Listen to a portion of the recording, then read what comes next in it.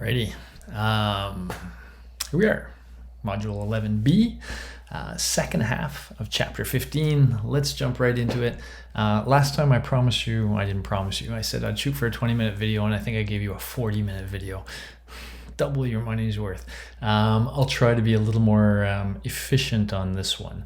And this will be the rest of Chapter 15, so I'm going to do the rest of this here. I'm actually going to add a little bonus section at the end as well. So let's just jump right into it. Neisser, Gibson, Simon. And this is really, by the way, and the role of computers in psychology. Because this is really, we're really starting cognitive psychology proper here. It's kind of like those people we talked about in the beginning of the chapter. You know, they were really setting the stage for cognitive psychology by questioning the limits of behaviorism and showing that you could do some cool things outside the traditional behaviorist approach. But really, cognitive psychology is associated with this dude, Ulrich Neisser. And part of the story, or a lot of the story I'm going to tell you in this lecture, will rotate around computers and the effect that computers have had in forming the psychology we know of today. And Ulrich was key in that process. So he was the first one to write a textbook about cognitive psychology. And again, you know, we know these textbook writers, they have a way of defining the field. And for better or for worse, Ulrich did that.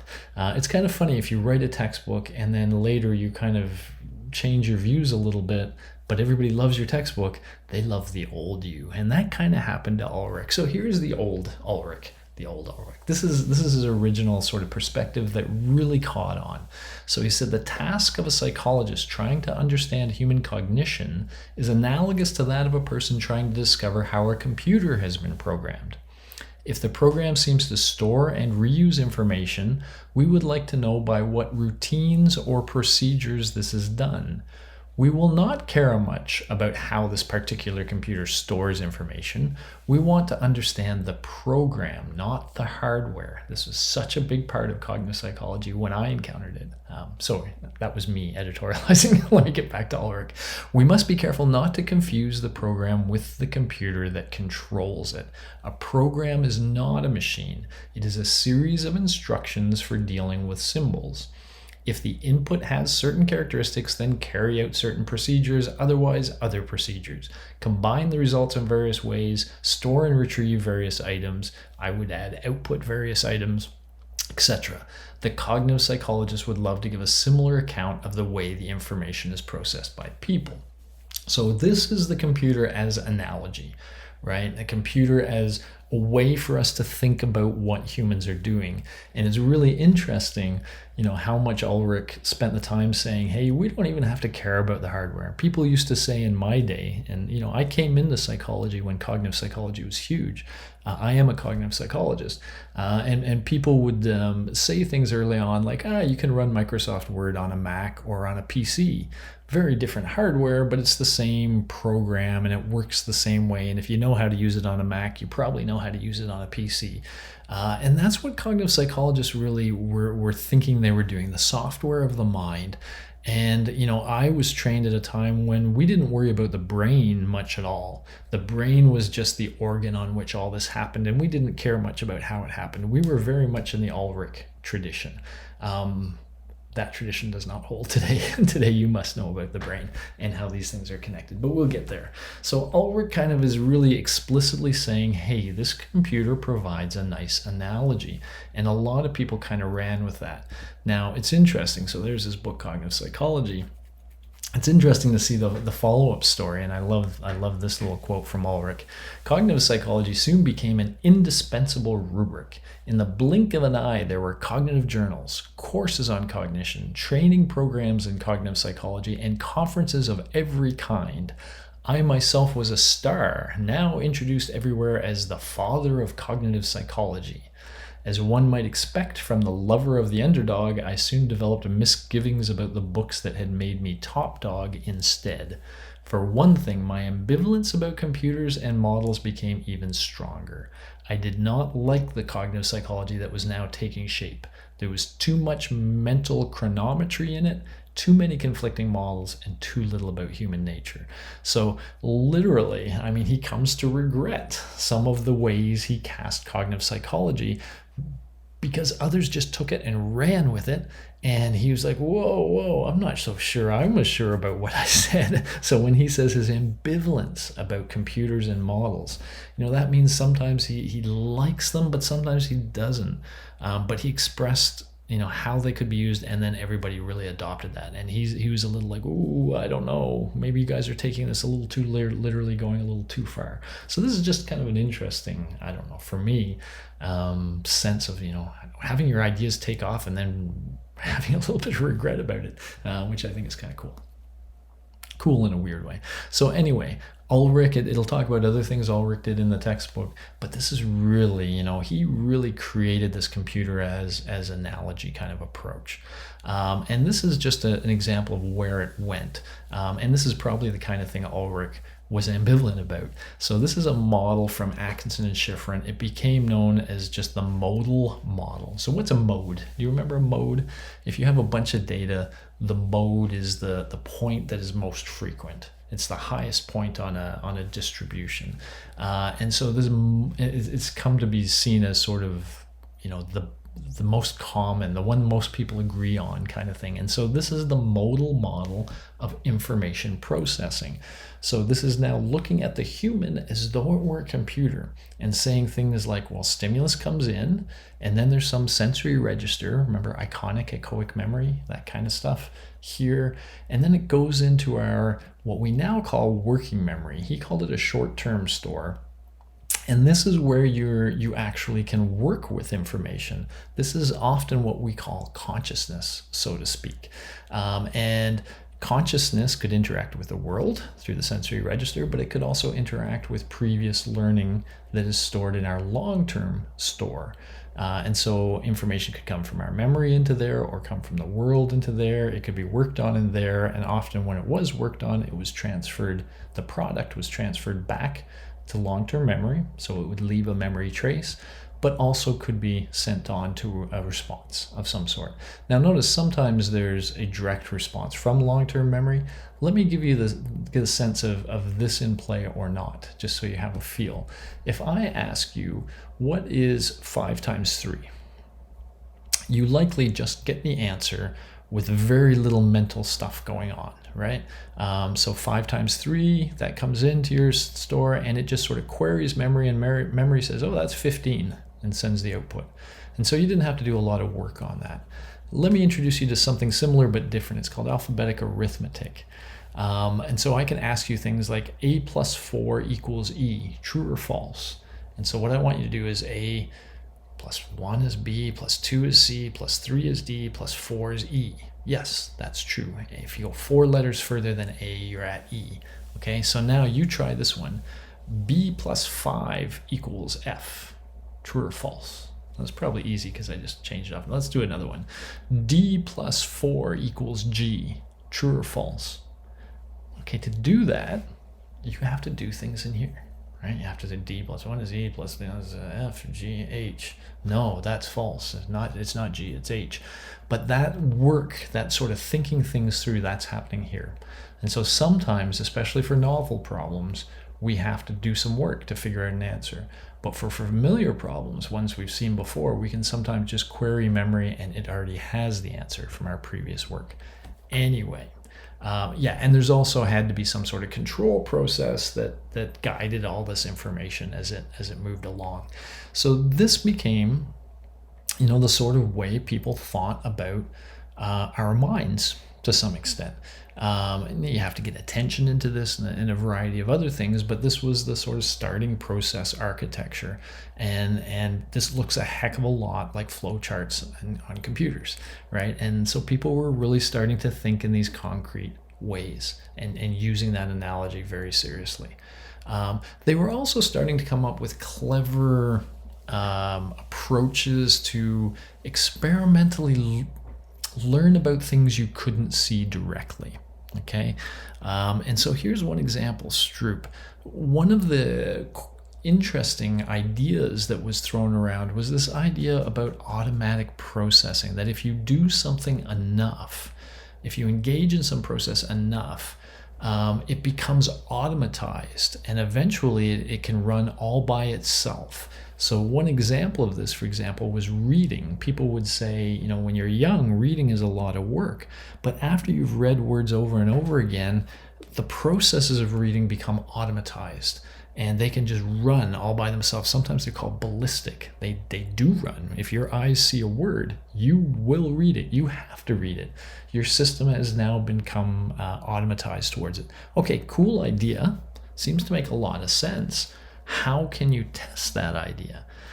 Well, Stroup came up with a way of doing it. So you guys have seen the Stroup test before, but just try it for fun. Get out your little phone, find your little stopwatch. I'll do this along with you. What the heck? Let's have some fun here.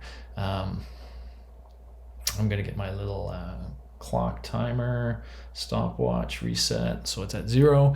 So what I'm going to do is I'm going to press a button, and this first blue screen is going to go away, and our task, we'll see a bunch of words written in colors. Our task is to read the colors of the word, starting in the upper left and then go down the columns across, and see how fast we can do this. Okay, you ready? And press start before you go, and then stop when you're done. Okay, you ready? Here we go. Red, orange, purple, green, green, blue, yellow, red, black, blue, green, orange. 7.73 seconds. Okay, and now we're going to do the same thing for the one below. So remember 7.7. Remember that. And I'm going to reset it. Let's do it again. Red, orange, purple, green, green, blue, yellow, red, black, blue, green, orange. 9:20. Okay, took me about 1.5 seconds longer to name the ones below, even though it's the same number of stimuli. Why did it take longer? In the upper one, the colors that I'm trying to name are what's called congruent with the word. They both say the same thing. So if I accidentally read the word, if my system wants to automatically read the words, it's going to give me the right answer anyway. But here, it's incongruent. So if I read the word, I'm going to say green, but I'm supposed to be saying the ink color, which is red. And so in order to say red, I have to not say green.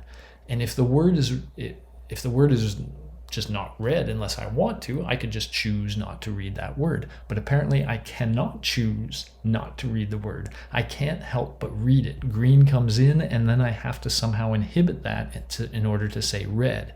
And that's what's taking the extra time. Me inhibiting these word reading responses, which is annoying. But it shows that I can no longer control my word reading. If you've ever been on the subway, a few years ago, they had this sign that said, you should advertise your product on the subway because people will read subway advertisements even when they don't want to. It said that, and you'd go in the subway and you'd sit there and you'd look at that sign and you go, oh, damn it, I read it again. I didn't want to read it, but it would keep tricking you into reading it, which was the point they were making. All right, so the nice thing about here is Stroup found a way to quantify, to measure the effect of automatic word reading. You can't see automatic word reading anywhere in the system, but you can measure its effects. So these sorts of procedures made cognitive psychologists say, believe even more strongly that behaviorism is too restrictive. We can study other things. We just have to be clever. We can even study things we can't see directly, regardless of what the behaviorists say. Kind of cool. All right. Let's going to talk about Gibson. Now, Gibson, in the textbook, he kind of takes off from that new look on perception. Remember, we talked about that in the previous lecture, that idea that maybe you have to take into account the perceiver and the perceiver's motivations and such. Maybe that's part of how perception works. Maybe those things determine how somebody perceives something. Gibson really ran with this. In fact, he kind of suggested that things out in the world, so to speak, they're not just things we passively perceive. We don't just look at something and then kind of figure out what it is, and look at something else and kind of figure out what it is. In fact, we come into that world with our current mindset, our current goals, our current thoughts, our current whatever, and certain things in the environment may be especially important to us.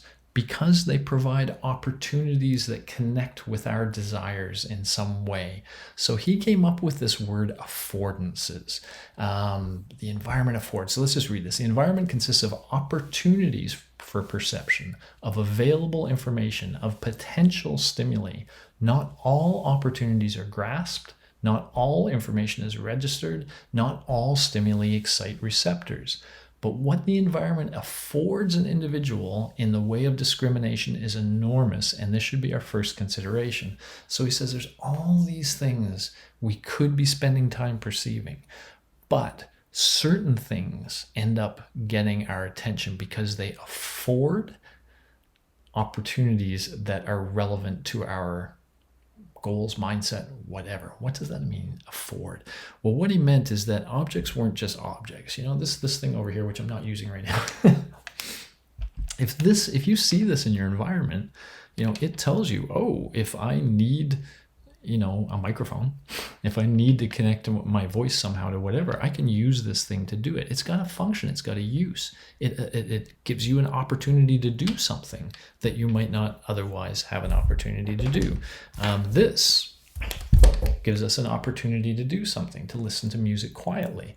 Okay, so every stimulus affords certain behaviors. And if those behaviors align with desires you have, then those are the stimuli that we're going to take the time to perceive. So very early on, we have to figure out how a person is connecting their goals with the affordances that are available and how that then directs further processing.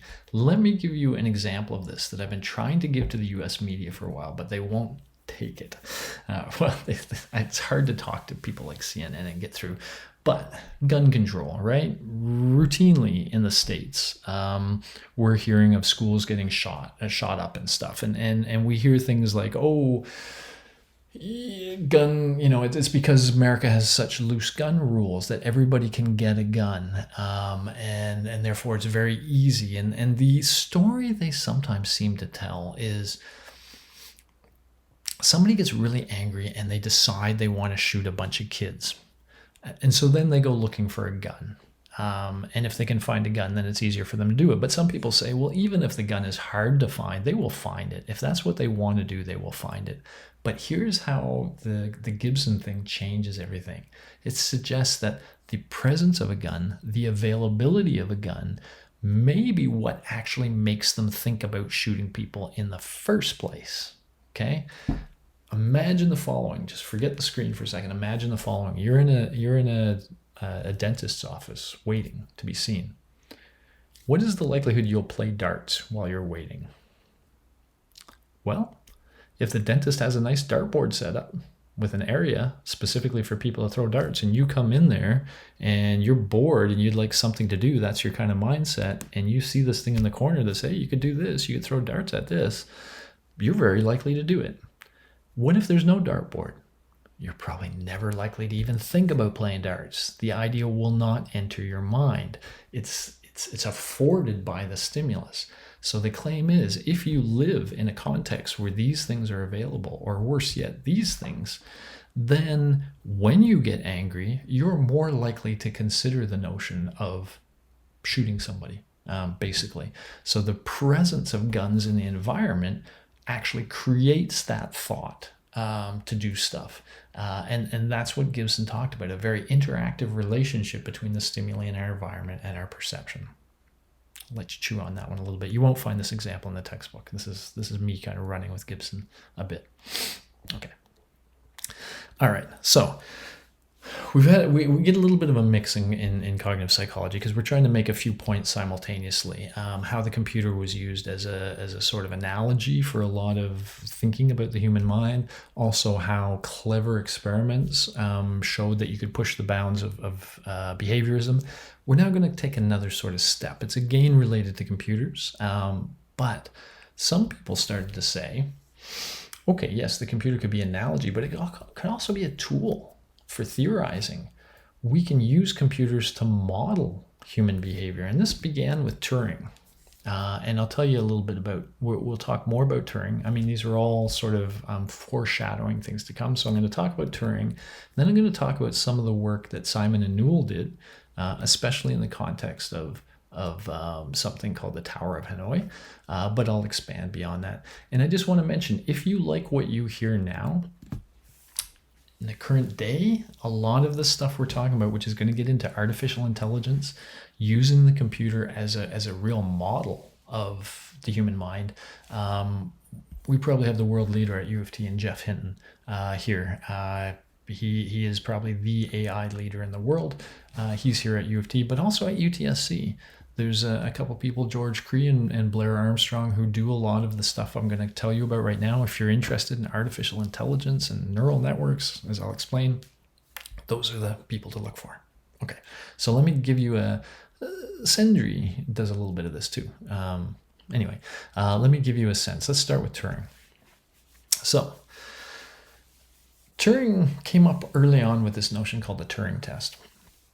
And he said, could we ever create a computer? This is an age-old problem. Now that we have a computer, could a computer do such a good job simulating a human being that we could no longer tell the difference? Right from the 1950s onward with Isaac Asimov, everybody was interested in the idea of androids or human-like robots, and how human-like could you get the human-like robot? Turing came up with this test. He said this would be the ultimate thing. Imagine we have a human questioner here, and this human questioner can ask questions of this entity on its right and this entity on its left. One of them is a real human being. One of them is an artificial intelligence program, what you would think of as a bot, like what you interact with online when you're trying to buy something now. And the trick will be, can this person tell the difference? So they can't see which is the human and which is the bot, but they're allowed to ask questions of either. And through their questionings and the answers people give, can this person detect whether they're talking to a real human being or a bot? And Turing said, if you can write a bot that's so good that this person can't tell the difference between it and a real human, then you've passed the Turing test. You've created a form of artificial intelligence that is indetectable from humanity. And he kind of put that through as a goal, right? And let me give you a taste of a Turing test, by the way. Here's one example. So we have Scott. Scott's the questioner. What's bigger, a shoebox or Mount Everest? And Eugene, who he's talking to, says, I can't make a choice right now. I should think it out later. And I forgot to ask where you were from. And Scott says, okay, how many legs does a camel have? Something between 2 and 4, maybe 3, bunch of smiles. By the way, I still don't know your specialty, or possibly I've missed it. And Scott says, well, how many legs does a millipede have? Just 2, but Chernobyl mutants might have them up to 5. I know you're supposed to trick me. So you can lie. The computer can lie to you, and you can lie to the computer. Everything's fine. No, I need to know that you're not a chatbot. Please just answer the question straightforwardly. How many legs does an ant have? Something between 2 and 4, maybe 3. Oh, what a fruitful conversation. So you probably have detected already, this is not a human being, right? The answers are too stilted. They're wrong. You should know the difference between a shoebox and Mount Everest, right? But these are the ways you kind of query one. Here's another example. And this is probably from a person, but you see, even people can be a bit of a pain in the butt when they do this. In the first line of the sonnet, which reads, shall I compare thee to a summer's day? Would not a spring day do as well or better? And the answer, it wouldn't scan. I don't know. It's spring day. I don't know why it would scan. How about a winter's day? That would scan all right. Yes, but nobody wants to be compared to a winter's day. Would you say Mr. Pickwick reminded you of Christmas? I don't know who Mr. Pickwick is. In a way, yes, Christmas is a winter's day, and I don't think Mr. Pickwick would mind the comparison. So at any rate, we have a conversation, and you can see that even though this conversation is a little stilted too, it feels much more human, right? So by the way, there's a test, the Loebner Prize. If you want to get into the artificial intelligence business, the bot business, so to speak, you can use IBM Watson now, which is created for a lot of these things.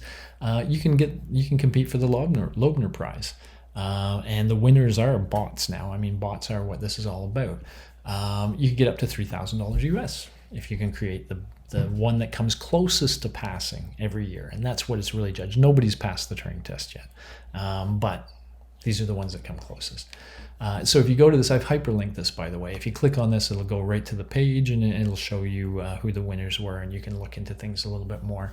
What I want you to think about is, imagine now we have a bunch of computer scientists creating bots that try to mimic human behavior to the point where humans can't tell the difference. How does this fit in with what all the scientists were doing in psychology? Do you think these computer programmers could hit on the way that we do it? Or is it just going to be a way that doesn't look different from how we do it? It can fool us, but it's actually very different from how we do it. I might have said that wrong, but this is the distinction. I'm going to jump ahead. I'm going to come back to this. This is the distinction between artificial intelligence versus machine intelligence. Artificial intelligence is when you try to create a machine that does things the way humans do it. You are trying to mimic the intelligence of humans, and therefore the thing you're creating is actually a model of the human system. Machine intelligence is when you get a machine to do something that previously only humans could do, but it might not do it the way a human does it. So let me just give you an example. Some of those scanning devices at airports that are looking for explosives and such, they're actually machine intelligence, right? We used to have a human go through the bags and look for stuff, look for anything that looked weird. Now we have a machine scan it, and largely it's scanning it for traces of certain chemicals that are related to dangerous things that could be in bags. And so, like a human, it is able to tell whether a bag looks dangerous or not, but it's doing it in a very different way. And so that would be a machine intelligence system. But when you create something that's meant to do it like humans do it, then it's artificial intelligence. And then it's actually a theory of human functioning. It's a model. It's a hypothesis to some extent, but a very solid one built within a model. Let's come back to that. Let me jump back to Newell here. When Newell he wanted to build these artificial intelligence systems. And he wanted to use the computer now not as just an analogy, not as just a motivator for how to think about stuff, but he wanted to actually use it and create computers that could solve problems the way humans solve problems. He wanted to actually use it to produce models of human cognitive functioning. And so they would use tasks like this Tower of Hanoi task. And the way the Tower of Hanoi task works is you start with these three things on this peg over here. Your goal is to get them all on the rightmost peg over here. And so you can only move one disk at a time, one pole at a time. Well, no, I guess you can move it two poles at a time because they move that one all the way to there. But you can never put a larger one on top of a smaller one. And so you have to do things like, move that small one over there, and then move the medium one there, and then you can move the small one back to here, which allows you to move the big one over there, and then you move the small one over there. So you have to figure out how to move them to get to this spot. And this is one solution you could use for the 3-disk version. There's multiple versions. So what he would do is ask humans to do this. But remember that talking aloud paradigm? He would ask people to do the talking aloud too. So this is what's called a protocol, just kind of shows you. But this would be a participant saying, oh, I'm not sure, but I'll take one from A and place it on B. This doesn't match with this, by the way. So there's a different participant. And I'll take 2 from A and place it on C. And then I take 1 from B and place it on C. If you can, tell me why you placed it there. Well, because there was no place else to go. I had to place 1 from B to C. Then next I placed 3 from A to B. Well, first I had to place, so you get the idea. So the person's kind of talking through as they're doing stuff and kind of trying to explain what's on their mind. And the idea was, once you had a protocol like this, you could build a computer model that kind of embodied the same sort of thought process. And you could produce this model, and maybe like any good model, it could then make predictions that you could test, etc. This has all grown into an area called artificial intelligence, and especially artificial neural network modeling. A lot of these models that we've built, we are now making them inspired by the brain. They work the way the brain does. Parallel processing, distributed representations. We won't get into all of that. But here's the thing I would like you to think about. Remember back, Pythagoras, Newton, formulas, math, how much psychologists wanted to show that things fit math and could be explained by math kind of stuff. And so we think E equals mc squared. Ooh, physics. Wow. Einstein, so amazing because he could capture it in a formula. I think I've told you this before. I don't think anything in psychology is simple enough to capture in a little formula.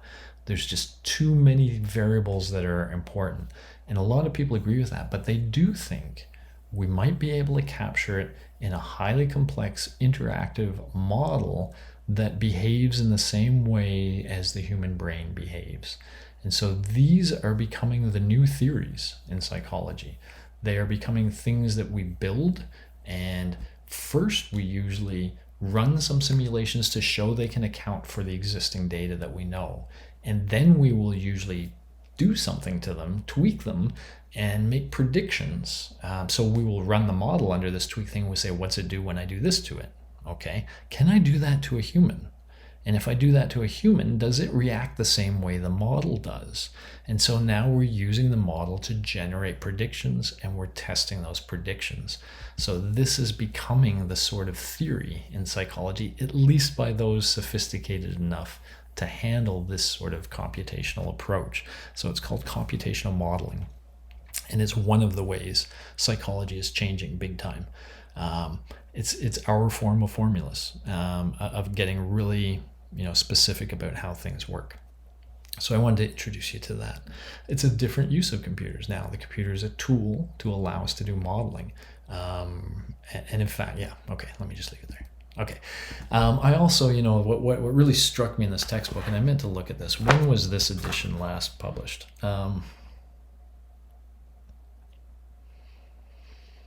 Well, copyright 2015, first edition copyright 1996. So the third edition was 2010. Is this a fourth? Fourth. Okay, so it claims 2015 is when this textbook came out. But I would put it to you that he didn't write much beyond the 1990s to some extent, because somewhere around the 1990s, a lot of these brain imaging devices started to come into regular use. And as they did, the real modern version of neuroscience was born. Yes, there was Hebb and the people who talked about the brain before, but now we could see the brain in action. And with that came this idea that, you know what Ulrich Neisser said about cognitive psychology, that it didn't matter what the hardware was? We don't buy that anymore. We now think it does matter. And what we really want to learn is the processes of the brain, but also how those processes connect to the hardware. We want to connect those two things. And that's what we call cognitive neuroscience. That's been very fruitful, and it really is what most psychology is today. Some form of this, cognitive social neuroscience, all sorts of things like that. But that's the area. And so this just seemed like a big oversight in the textbook to me. Okay, and I want to leave you with one other thing, just to mess with your head. All through this course, you're getting the idea that, holy crud, different people have done psychology in very different ways, and everything's not logical positivism like I thought. I know you probably never even heard of that term before this course, but you thought research methods, that was the way to do it. It's an ever-changing world. And so, the last example I want to give you is one that came from a PhD that I chaired. And so it was a cancer, it was focused on cancer. And the person, I don't know if I mentioned this to you, but I'll say it again quickly. The person was behaving in a typical logical positivist kind of way. They had a bunch of rats. They gave all of the rats cancer in their animal model kind of way.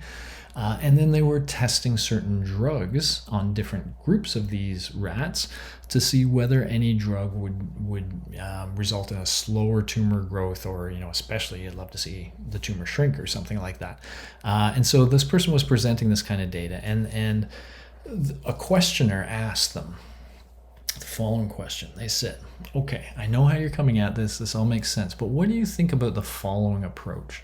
What if every doctor in the world who had a cancer patient recorded every bit of information about that, as many details as they could about the patient, height, weight, gender, previous medical history, whatever is important, details about the treatment that was given and what the patient actually did. Did they follow the recommendations? What did they do? Details about how things unfolded as a function of that. If all of that data were available, then we might be able to find the cure of cancer, not through a bunch of little causal studies, but rather it might just emerge. We might just see, hey, you know what? Doctors who did this and this and this to patients who had those and those characteristics did better. We wouldn't know why, but we would know from the data they do. When you have enough data, you can just see that, oh, that treatment on that kind of person has this kind of effect. And then we might have to go in and figure out why. But my point to you here is, as the world changes, our abilities to collect data and interact with data, just as brain scanners allowed us to see the brain, big data approaches may allow us to see things in very different ways, and that could completely change the way psychology moves forward. And so it's very non-static. It's continually evolving and changing, and I hope that's one thing you got from this course is, how complex the study of psychology really is. Okay, I'm going to leave chapter 15 there, and we just have chapter 16 to go. Okay, so I will see you when we talk about that later.